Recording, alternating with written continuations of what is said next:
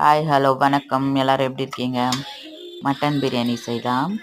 அதுக்கு ஒரு குக்கர் வச்சுட்டு 1/4 கிலோ மட்டன் போட்டிருக்கேன். கொஞ்சமாக மஞ்சத்தூள், 2 பச்சை மிளகா, குட்டி வெங்காயத்தில் ஒரு 4-5 வெங்காயம் போட்டிருக்கேன். சின்ன வெங்காயத்தில் 1 டேபிள் ஸ்பூன் இஞ்சி பூண்டு விழுது, 1 கப் தண்ணி, கொஞ்சம் கொத்தமல்லி, உப்பும் போட்டிருக்கேன்.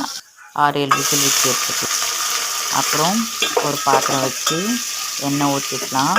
ஸ்பைசஸ் போட்டு ஆனியன் நல்லா கோல்டன் ப்ரௌன் கலர் வரணும், அந்த மாதிரி வதக்கிக்கலாம். ஒரு பச்சை மிளகாவும் போட்டிருக்கேன், ஏன்னா நம்ம கறியில் 2 போட்டிருக்கோம்.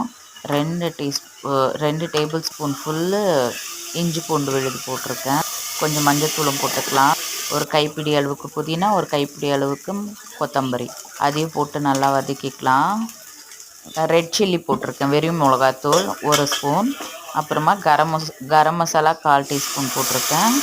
1 கப் தயிர், ஒரு 100 கிராம் இருக்கும், அதையும் போட்டு நல்லா வதக்கின உடனே ஒரு தக்காளி போட்டிருக்கேன். தக்காளி கொஞ்சம் வதங்கினோடனே உப்பு போட்டுக்கலாம்.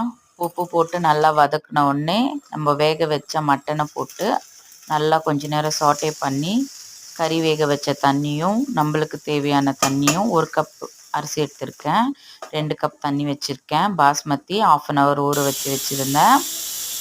போட்டுட்டு தண்ணியும் அரிசியும் கலந்து வரணும், அந்த மாதிரி நல்லா வேக விட்டுக்கலாம். நல்லா வெந்த உடனே தண்ணியும் அரிசியும் லெவலாக வரும்போது தம் போடணும். நம்ம பாஸ்மதின்றதுனால சும்மா கிண்டிகிட்டே இருக்கக்கூடாது, லைட்டாக ஒரு கிளறணும். ஒரு 10 நிமிஷம் தம் விட போகிறேன். இப்போ தம் உடச்சிடலாம். பாருங்கள், நான் தம்மில் எடுத்த உடனேவே உங்களுக்கு கிண்டி காட்டுறேன். கறி கூட நல்லா ஜூஸியாக வெந்திருந்தது, சூப்பராக இருந்தது. நீங்களும் சாப்பிட்டு பார்த்துட்டு எப்படி இருக்குன்னு கமெண்ட் பண்ணுங்கள். தேங்க்ஸ் ஃபார் வாட்சிங்.